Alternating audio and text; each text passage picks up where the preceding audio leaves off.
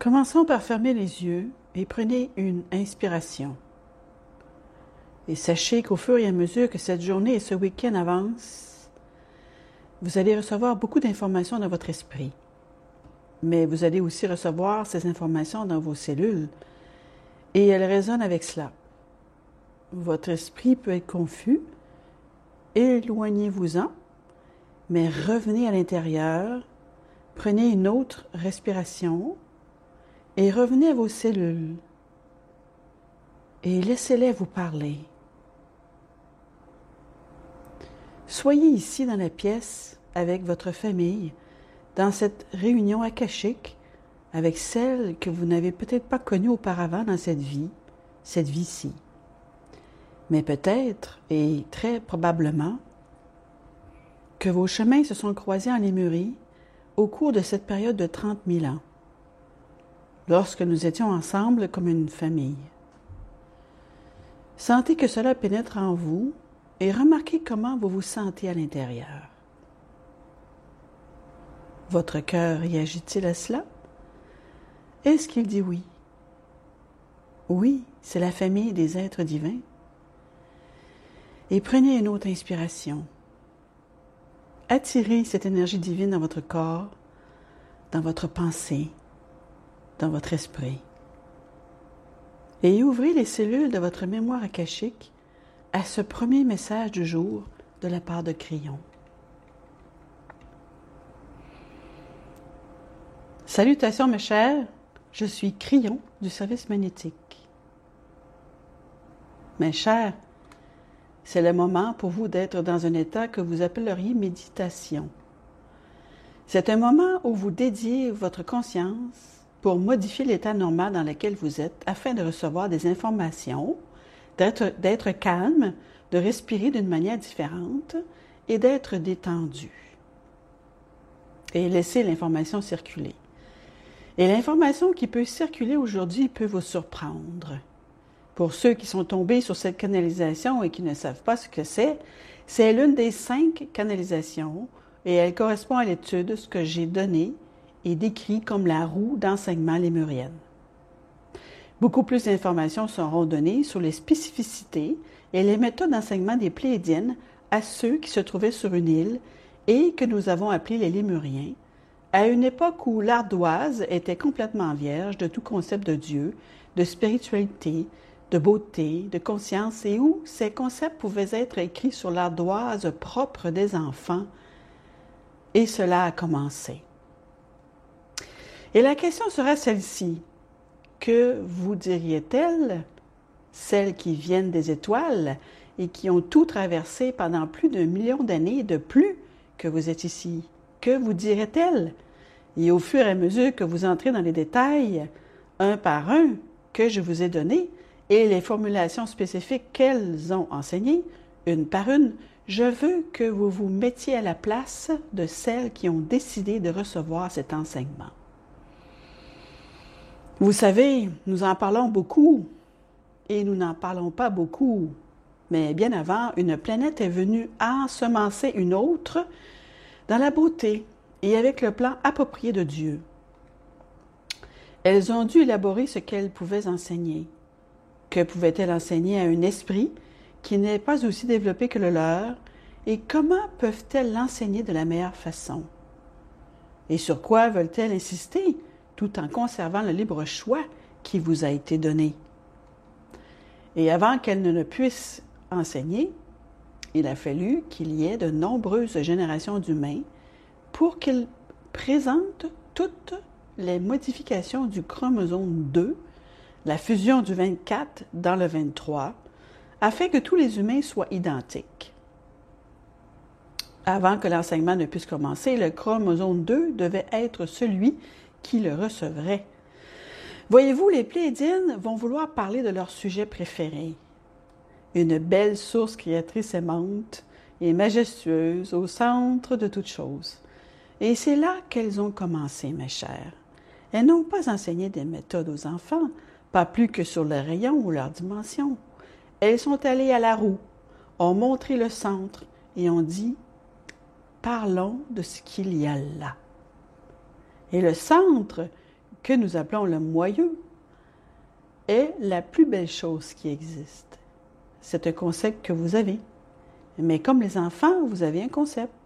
Vous ne savez pas vraiment ce que pourrait être Dieu ou l'Esprit.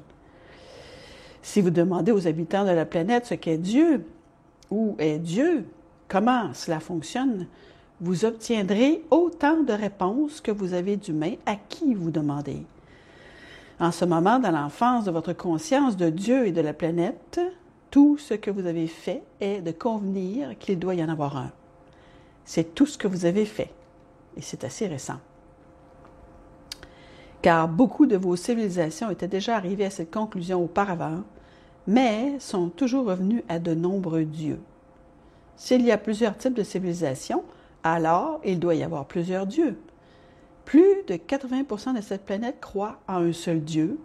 Vous êtes mûrs et prêts pour la discussion, la conscience et la réalisation de ce que cela pouvait signifier.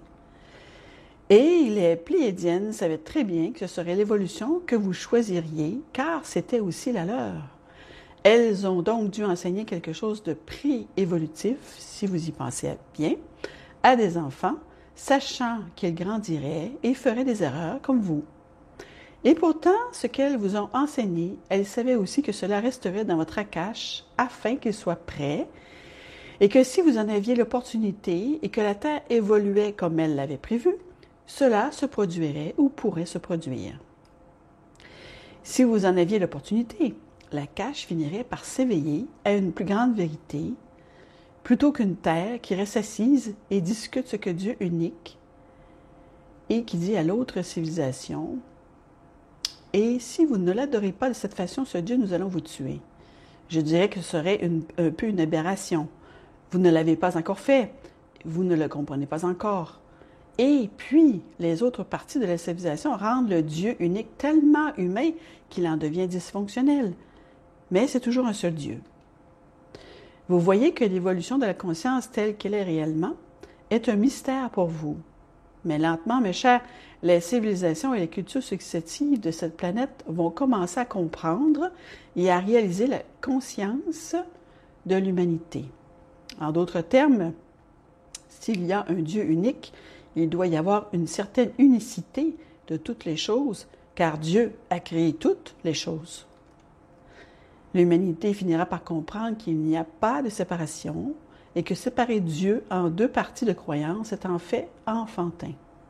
Alors, les humains commenceront à comprendre et à réaliser que les nombreuses religions de la planète peuvent aussi exister tant qu'elles sont compatissantes les unes envers les autres, compréhensives les unes envers les autres, et qu'elles peuvent se regarder et dire « Eh bien, nous avons notre façon de faire, et vous avez la vôtre.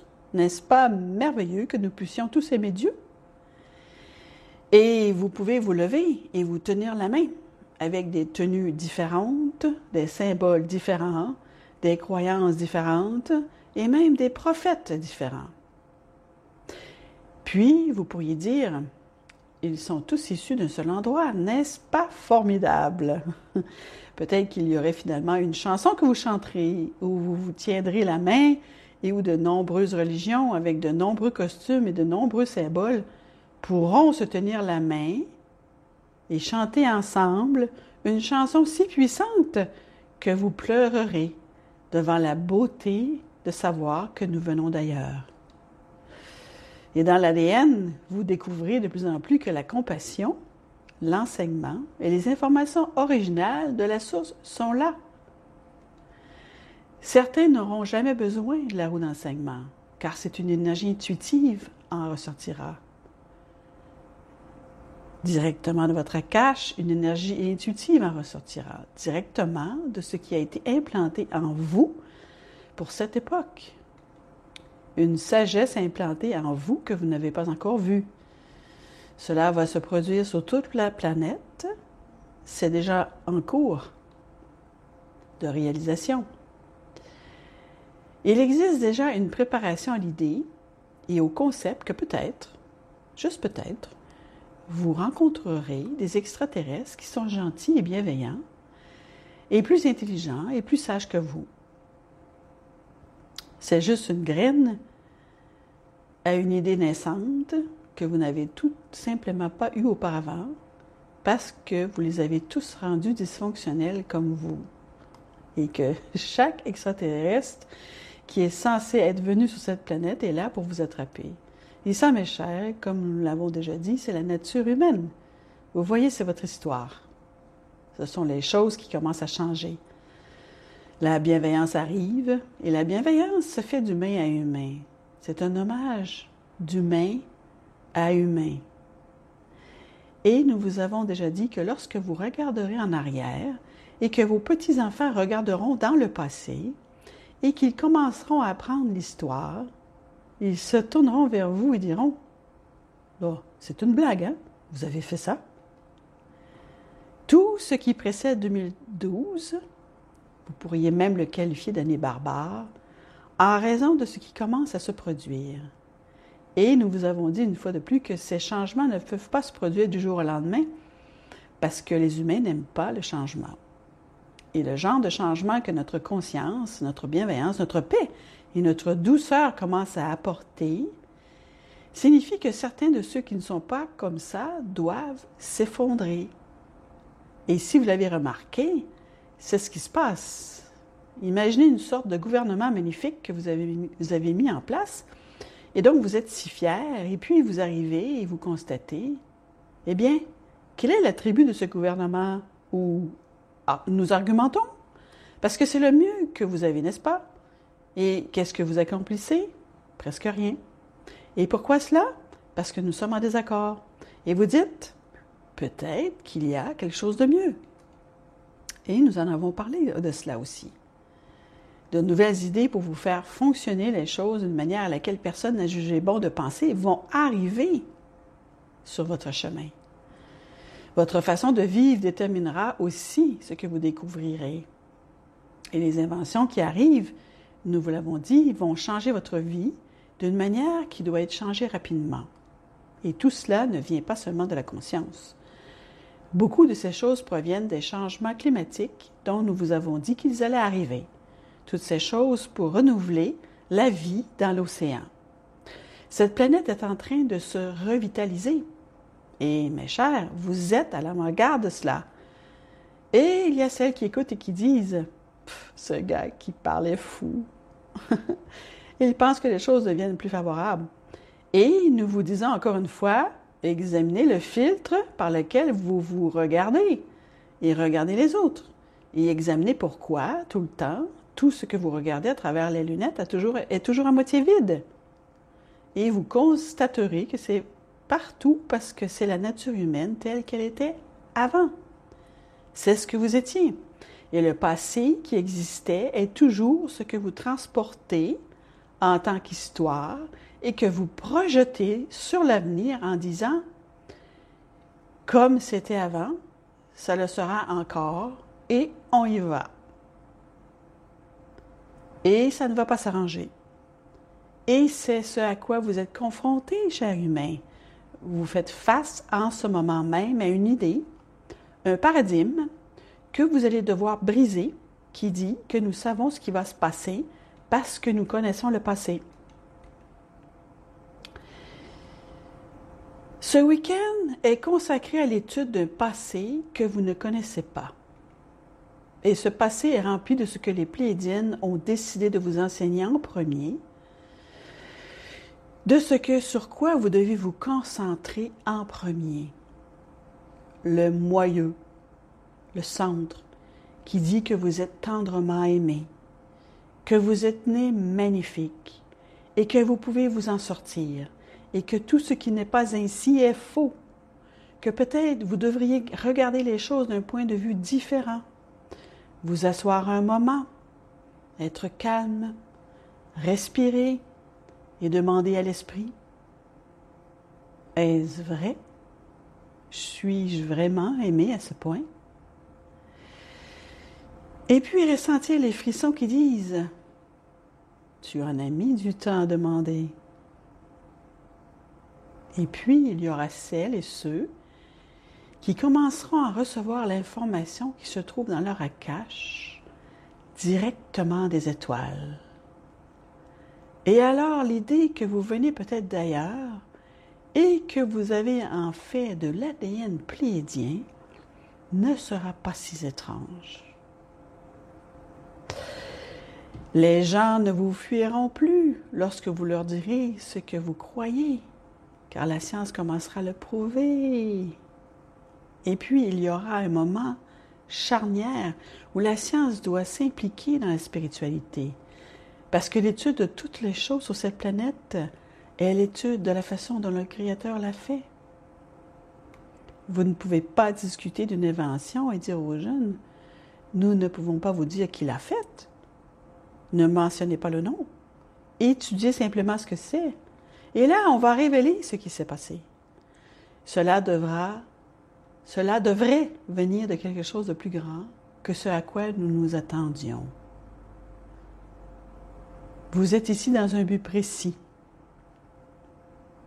Nous ne savons pas toujours pourquoi, disent les scientifiques, mais maintenant nous avons la preuve que vous venez d'ailleurs.